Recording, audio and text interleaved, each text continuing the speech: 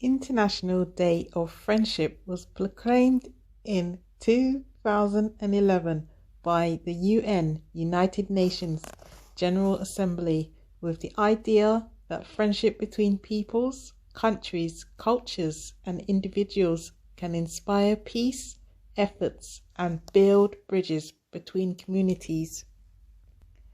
The resolution places emphasis on involving young people as future leaders in the community.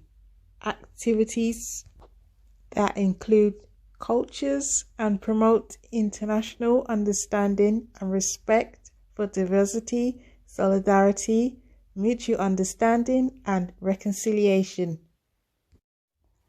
The International Day of Friendship is an initiative that follows on from the proposal made by UNESCO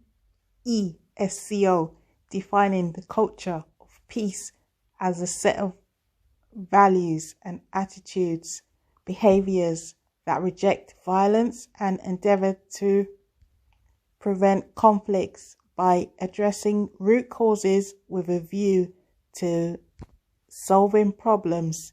It was then adopted by the UN General Assembly in 1997.